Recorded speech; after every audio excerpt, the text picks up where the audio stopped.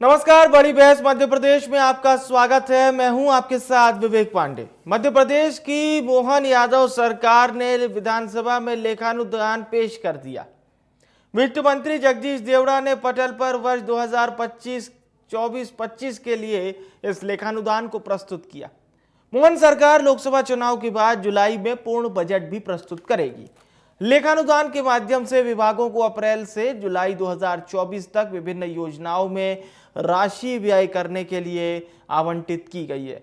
कुल 1,45,000 करोड़ रुपए का लेखानुदान पेश किया गया। इस लेखानुदान में करारोपण संबंधी नए प्रस्ताव और व्यय के नए मद सम्मिलित नहीं है। इसमें द्वितीय अनुपूरक अनुमान में शामिल नई योजनाओं के लिए प्रावधान किए गए हैं। वित्त मंत्री ने कहा कि लेखानुदान से प्राप्त राशि 4 माह बाद पेश होने वाले मुख्य बजट में शामिल की जाएगी। लेखानुदान पर नेता प्रतिपक्ष उमंग सिंगार ने कहा कि मोदी की गारंटी पूरी नहीं हो रही है। जमीन पर कुछ बदलाव दिखे तो हम मानेंगे कि गारंटी पूरी हो रही है। घोषणाएं पूरी होती हुई दिखाई नहीं दे रही है। विपक्ष के उपनेता प्रतिपक्ष हेमंत कटारे ने कहा कि जब 2023-24 का 58% बजट ही खर्च हुआ है, 42% बजट बकाया है, तो मध्य प्रदेश के ऊपर नया कर्ज क्यों लादा जा रहा है। हम इस लेखानुदान का समर्थन नहीं कर सकते। आज इसी मुद्दे पर विस्तार से होगी चर्चा के लिए कुछ मेहमान भी जुड़ेंगे। उससे पहले सियासी बयानबाजियां सुनिए। सभी के लिए मुझे लगता है कि जो आवश्यक सारे विभाग हैं जिनका काम चल रहा है और मुख्य रूप से जो आवश्यक खर्चे हैं, वेतन भत्ते, पेंशन, वाहन खर्च और योजनाएं जो चल रही है, जो सरकार की जो योजनाएं चल रही है उनके लिए, क्योंकि 4 माह के लिए फिर व्यय के लिए, क्योंकि अब पूर्ण बजट आएगा जुलाई के बाद या जुलाई में आएगा, इसलिए बाकी सारे बजट पर सभी विभागों पर उस समय हम पूरा करेंगे। वो प्रक्रिया चल रही है। वही बजट को लेकर के मैंने कल अभी जो शुक्रवार को चर्चा हुई थी उसमें भी यह बात कही थी कि अभी आपने करंट वित्तीय वर्ष का अभी तक आपने मात्र 58% खर्च किया है, जो आपने डेटा अपलोड किया है अपनी गवर्नमेंट की वेबसाइट पे उसके अनुसार। तो जब आपका 42% बकाया है तो मध्य प्रदेश के ऊपर नया कर्जा क्यों लादना चाह रही है सरकार? पहले आप उसको खर्च कर लीजिए, फिर आप नया कोई भी बजट लीजिएगा। तो मैं तो उसका विरोध करूंगा और तथ्यात्मक रूप से विरोध करूंगा। अभी महिला बाल विकास के लिए 9,360 करोड़ का प्रावधान इसमें किया गया है। उच्च शिक्षा के लिए 1,240 करोड़ रुपए का प्रावधान इसमें किया गया है। और वहीं बात करें पंचायत विभाग की, बहुत ही अहम विभाग होता है। 4,228 करोड़ का प्रावधान इस विभाग के लिए। ग्रामीण विकास विभाग के लिए 5100 करोड़ रुपए का प्रावधान किया गया है। ग्रामीण विकास विभाग के लिए 5100 करोड़ का प्रावधान किया गया है। नगरीय विकास की बात करें तो नगरीय विकास के लिए 4,654 करोड़ रुपए का प्रावधान किया गया है। परिवहन के लिए सरकार ने 62 करोड़ का प्रावधान रखा है। स्वास्थ्य विभाग के लिए 5,417 करोड़ रुपए का प्रावधान किया गया है। चिकित्सा शिक्षा के लिए 1,228 करोड़ का प्रावधान किया गया है। सहकारिता विभाग के लिए 443 करोड़ रुपए का प्रावधान किया गया है। ऊर्जा विभाग के लिए 4,059 करोड़ रुपए का प्रावधान किया गया है। गृह विभाग के लिए 4,274 करोड़ का प्रावधान किया गया है। वहीं कृषि विभाग की बात करें तो इसके लिए 9,588 करोड़ का प्रावधान किया गया है। महिला बाल विकास विभाग के लिए 9,360 करोड़ का प्रावधान किया गया है। तो ये हमने आपको लेखानुदान के तहत वो राशि बताई जिसके तहत सरकार ने तमाम अलग अलग विभागों के लिए राशि का प्रावधान किया है। ये पूरी जानकारी जो है वो अभी यानी कि जुलाई 2024 तक की है। जुलाई 2024 में सरकार पूर्ण बजट पेश करेगी, यानी कि मोहन सरकार के अंतरिम बजट के बाद मोहन सरकार जुलाई में अपना पहला पूर्ण बजट पेश करेगी। तो अलग अलग योजनाओं के लिए अलग अलग राशि का प्रावधान है। जुलाई तक लाडली बहनों को 1250 रुपये की राशि मिलती रहेगी। मोहन सरकार के अंतरिम बजट में अन्नदाता यानी कि किसानों पर राहत दी गई है, किसानों को मेहरबानी की गई है। किसानों पर जुलाई तक लाडली बहनों को 1250 रुपये प्रति माह मिलते रहेंगे। स्कूल शिक्षा विभाग को 13,000 करोड़ से ज़्यादा की राशि मिली है। मोहन सरकार के अंतरिम बजट में किसानों पर भी मेहरबानी देखने को मिली है। किसान कल्याण कृषि विभाग को 9,588 करोड़, इंफ्रास्ट्रक्चर के लिए 17,000 करोड़ रुपए का प्रावधान किया गया है। अंतरिम बजट को लेकर सियासत भी देखने को मिल रही है। मोहन सरकार के अंतरिम बजट पर विपक्ष ने सवाल खड़े किए हैं। तो विपक्ष की ओर से नेता प्रतिपक्ष उमंग सिंगार का ये कहना है कि ज़मीन पर मोदी की गारंटी तो दिखाई नहीं दे रही है। मोदी की गारंटी पे जो वादे किए गए थे, जो दावे किए गए थे, आखिर वो दावे और वादे कब पूरे होंगे, ये सवाल कांग्रेस करती हुई नजर आ रही है। तो चलिए, ये तो देखिए सत्ता पक्ष और विपक्ष में ये बयानबाजी तो चलती रहती है और लगता है जनता को भी ऐसे ही समझने की आदत हो गई है। लेकिन अब हम समझते हैं कि लेखानुदान में बुरा क्या था, अच्छा क्या था। देखा आपने, हमें भी कहने की आदत हो गई है। दो खास मेहमान इस वक्त हमारे साथ हैं। मंजरी जैन जी प्रवक्ता हैं भारतीय जनता पार्टी मध्य प्रदेश, बहुत स्वागत है। राम पांडे जी प्रवक्ता मध्य प्रदेश कांग्रेस, बहुत स्वागत है पांडे जी आपका। तो पहले पांडे जी आप ही से जान लेते हैं सर, आज अंतरिम बजट को लेकर क्या कहेंगे। जुलाई तक के लिए सरकार ने पेश किया है सर, जुलाई में पूर्ण बजट भी पेश करेगी सरकार।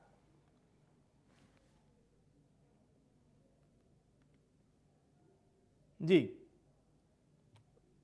राम पांडे जी, आवाज पहुंच पा रही है आप तक?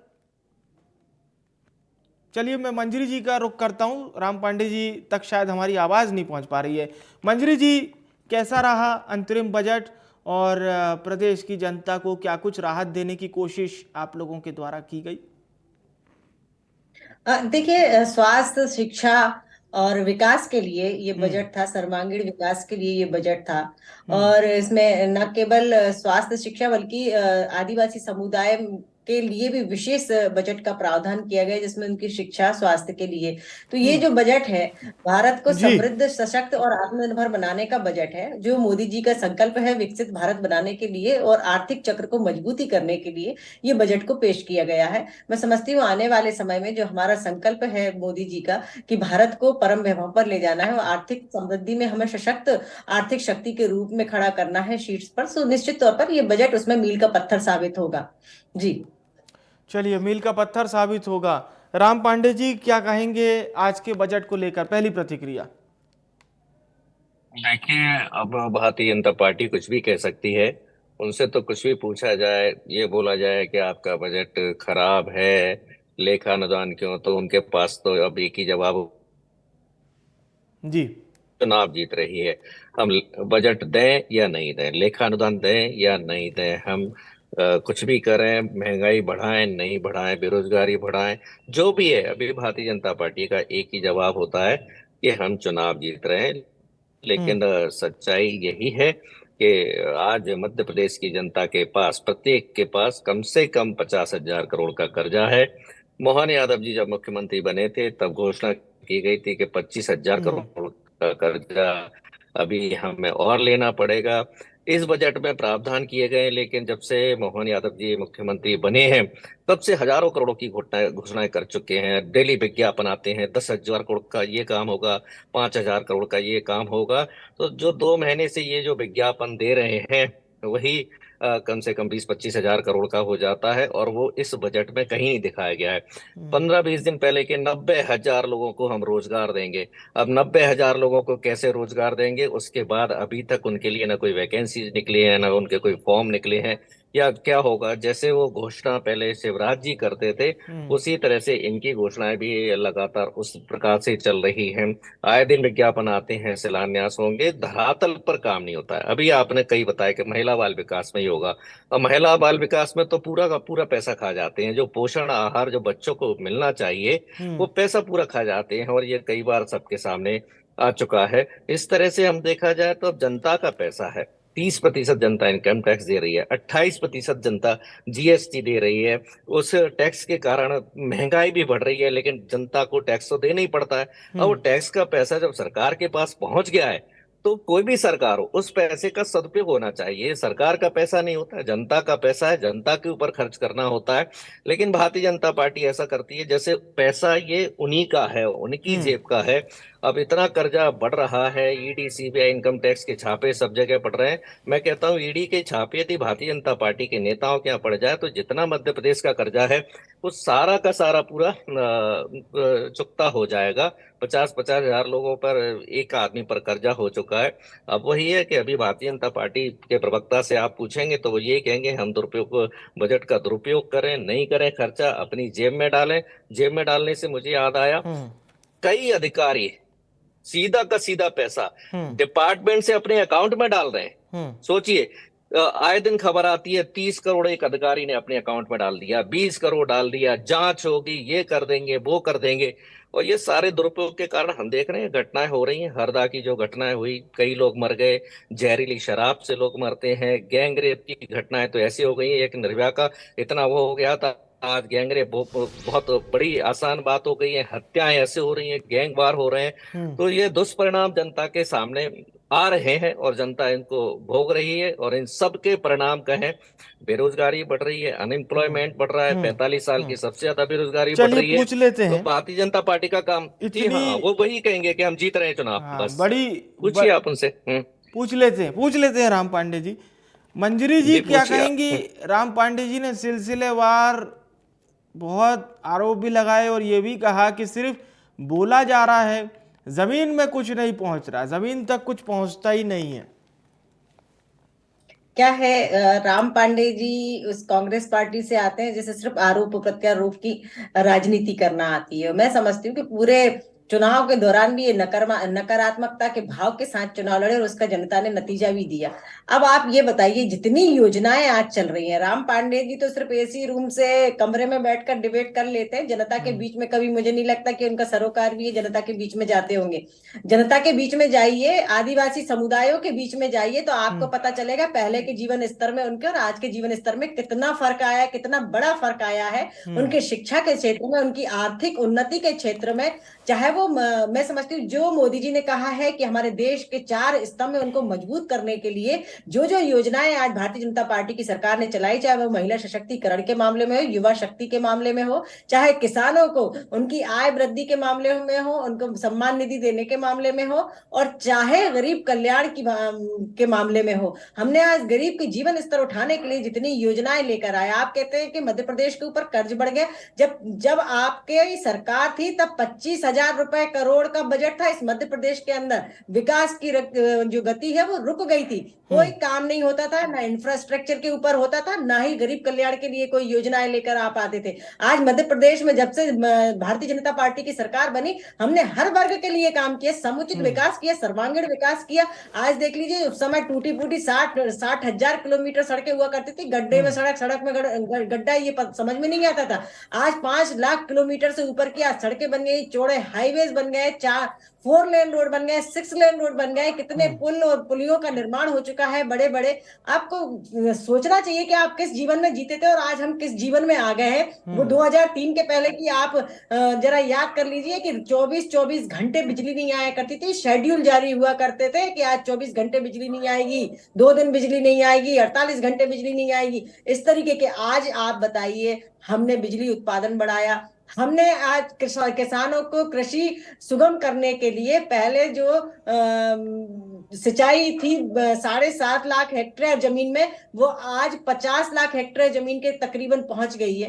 तो हमने हर तरीके से काम किया। अगर हम महिला सशक्तिकरण की बात करें तो सबसे पहले तो हम जो नारी शक्ति बंधन बिल लेकर आए वो भारतीय जनता पार्टी की सरकार लेके आई। 3 तलाक जैसे जो कानून लेकर आए भारतीय जनता पार्टी की सरकार लेके आई। और मत जाइए, आप ये सोच लीजिए कि इस देश के अंदर सबसे ज्यादा कांग्रेस सरकार ने राज किया एक बुनियादी सुविधा जो महिलाओं के सम्मान पर के लिए थी, शौचालय जैसी विपक्ष का तो व्यवस्था यही भी यही कांग्रेस साफ तौर पर 50 कहना है साल राज करने के बाद नहीं दे पाई। कि जो बजट भारतीय का तो जनता पार्टी की प्रावधान सरकार ने दी। बहुत आज बड़ी भारतीय बड़ी जनता राशि पार्टी की सरकार जी रोजगार के अवसर उत्पन्न कर रहे हैं, हम हाँ आत्मनिर्भर भारत की तरफ बढ़ रहे हैं, हम सर्वांगीण विकास की तरफ बढ़ रहे हैं, और आपको सिर्फ आरोप प्रत्यारोप। अगर आप अपने पापों को छुपाने के लिए कहीं आप भारत जोड़ो यात्रा निकालते, कभी निकालते भारत जोड़ो न्याय यात्रा निकालते, तो मुझे ये लगता है कांग्रेस को जनता से माफी यात्रा निकालनी चाहिए थी। जो आपने 50 साल 60 साल तक इस देश की जनता का शोषण किया और उनके सिर्फ वोट बैंक की राजनीति की तरह उपयोग किया,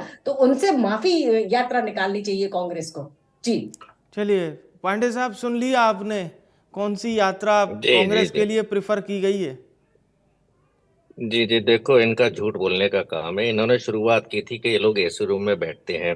मैं अभी गुना में हूँ, ग्वालियर का रहने वाला हूँ। जी कांग्रेस में अपने लोगों से मिला, यहाँ भी मिला। आप चाहें तो देख सकते हैं, ये गुना में हूँ। मैं आपको पूरे दृश्य नहीं नहीं, दिखा रहा हूँ मैं। आप ठीक नजर है, भी आ रहे तो हैं, कार में बैठे हुए थे आप।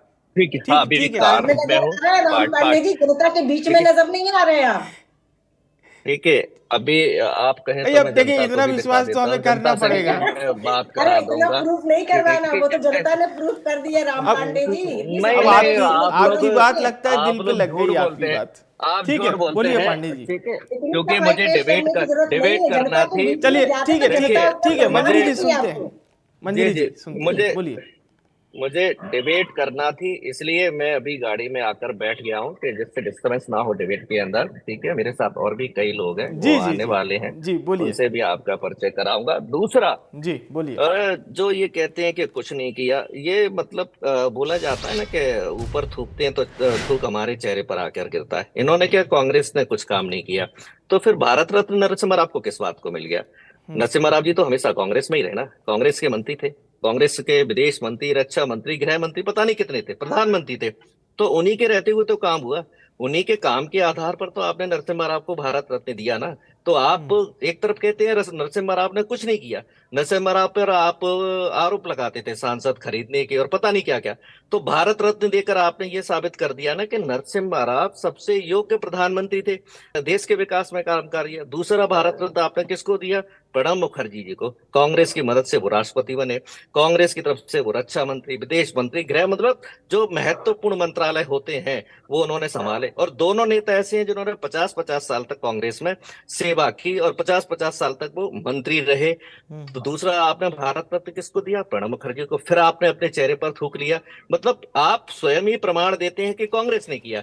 तीसरा, जो 10 साल के कार्यकाल थे मनमोहन सिंह के और नरसिम्हा राव जी के 5 साल के, उन्होंने आपको काम करना सिखाया। आपको तो ये भी नहीं आता था कि काम कैसे किया जाता है। वो 10 साल वाह के राम कामकाज पांडे को जी, आपने भी जोड़ क्या दिया। व्याख्या की ठीक है है, आपने। फिर आपने देखिए बुद्धि, अपने मैडम बुद्धि कौशल का परिचय दिया है। शर्म आना जी, चाहिए इस ठीक तरीके की ठीक बात करते ठीक है, हुए। मंजरी जी आप अपनी सीपी बात नरसिम्हा रखिएगा। राव जी ने राम अगर पांडे जी अच्छा की एक काम बार किया बात तो भारतीय पूछिएगा। जनता पार्टी ने उनको आप सम्मानित करने का काम आप किया। बोलिएगा, मैं आपको आपने क्या पर्याप्त किया समय था? दूंगा। आपने ठीक है, तो नेहरू जी से लेकर और गांधी परिवार तक ही भारत रत्न चलिए। रखे थे।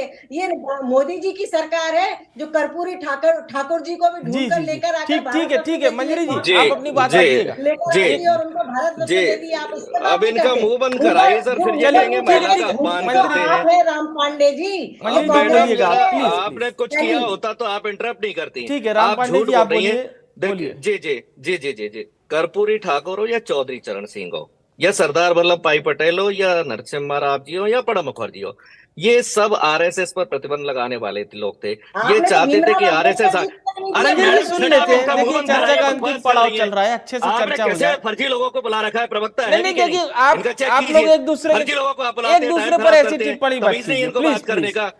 देखिए राम प्रवक्ताओं पांडे को जी, हटाइए यहाँ बड़ा से। इसीलिए तो सहनशील आपसे अरे भी होना बदतमीजी पड़ता है, क्या बड़ा बकवास धैर्यवान। करती है, बदतमीजी के लिए तो आप तमीज नहीं है प्रसिद्ध बात है करने राम का आपको। पांडे जी। मैं तमीज आपको से पढ़ाने बात का करिए समझ आप। आता, चलिए बकवास ठीक है, कर रही है। मंजरी जी, मंजरी जी, राम पांडे मुंह जी बंद रखिए। प्लीज, आप प्रसिद्ध मैं है मैं मैं कांग्रेस मैं फर्जी आप के। लोगों दोनों को को बुला रोकना रखा है, चाहूंगा, प्लीज प्लीज ऐसे इनको शब्दों तमीज का नहीं है प्रयोग बात मत करने का। कीजिए। फर्जी आप है, देखिए आप बड़ा, व्यक्तिगत ना हो। झूठ बोल रही है इसलिए करिए बार तो बार आप टोक लोगों रही से है। बात नहीं नहीं, करिए। ऐसे शब्दों का भैया प्रयोग कैसे मत बात कीजिए। करेंगे? बकवास आप कर रही कहाँ है, से कहाँ बात बोलेंगे? करने का विश्वास तमीज नहीं है। करोगे? मुंह पर चलिए टेक इनका, चलिए, थोड़ा आप लोग एक मुंह पर दूसरे टेक को लगा के धैर्यवान होकर तमीज नहीं थोड़ा है सा बात सुनिए, करने का। प्लीज सच्चाई प्लीज। सुनने की आदत नहीं है इनको। चलिए मैं आपकी आप सच्चाई दोनों कब लोगों को सुनने सच्चाई एक का सुनने की, एक तो एक एक आप मौका क्या भीमराव अंतिम सीकर और टॉप नहीं प्रतिक्रिया के लिए बना रहे देता हैं। हूं। गलत शब्दों का आपको को शर्म नहीं आती क्या सिखा नहीं ठीक है ठीक है ठीक है ठीक है, अब निजी टिप्पणियां मत कीजिए, निजी व्यक्तिगत टिप्पणियों से हमें बचना चाहिए। चलिए ठीक है ठीक है ठीक है ठीक है, अब राम पांडे जी प्लीज प्लीज, बकवास कर रही थी, मैं चुप था ना। चलिए ठीक है राम पांडे जी काम डाउन। ठीक है, चुप, बकवास करो बंद कर रही।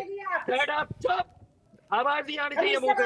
नहीं ऐसे ऐसे बात मत करिए राम पांडे जी, प्लीज प्लीज, इन शब्दों का प्रयोग करने से हमें बचना चाहिए। हम लोग एक अच्छी प्रतिष्ठित पार्टी के आप प्रवक्ता हैं और मध्य, हाँ जनता भी देखती है आप लोगों का कार्यक्रम, सुनती भी है। चलिए मैं चाहूंगा मेरे टेक्निकल टीम से थोड़ी देर के लिए ऑडियो जरा डाउन करें, टेक्निकल टीम से मैं चाहूंगा। अब आप लोग की आवाज नहीं आ रही है, मंजरी जैन जी, राम पांडे जी, आप लोग की आवाज ऑन एयर नहीं आ रही है। प्लीज अब आप लोगों से मेरी विनम्र विनती है कि एक अंतिम प्रतिक्रिया आप दोनों सहनशील होकर दीजिए, बिना किसी दूसरे के लिए बोले। मैं एक अंतिम प्रतिक्रिया में चाहूंगा। मंजरी जैन जी, राम पांडे जी, आप लोग का ऑडियो डाउन कर दिया गया है, अब कृपया आप लोग अंतिम प्रतिक्रिया देना चाहेंगे? ऐसा लग नहीं रहा है कि आप लोग अंतिम प्रतिक्रिया के लिए तैयार हैं। चलिए ठीक है, मैं बहुत बहुत नमस्कार धन्यवाद करूंगा आप दोनों मेहमानों का। चर्चा में कई बार ऐसे मौके भी आते हैं जब पार्टी प्रवक्ता एक दूसरे के ऊपर दोषारोपण कुछ यूं कर देते हैं जो निजी हमले पर भी हावी हो जाते हैं। खैर, चर्चा हमारी हो रही थी आज के लेखानुदान को लेकर। अंतरिम बजट पेश कर दिया गया, सरकार ने यह भी बताया कि इस अंतरिम बजट में क्या क्या रखा गया है, किस किस विभाग के लिए क्या क्या रखा गया है, और जुलाई में यही सरकार यानी कि मोहन सरकार जुलाई में अपना पहला पूर्ण बजट भी पेश करेगी।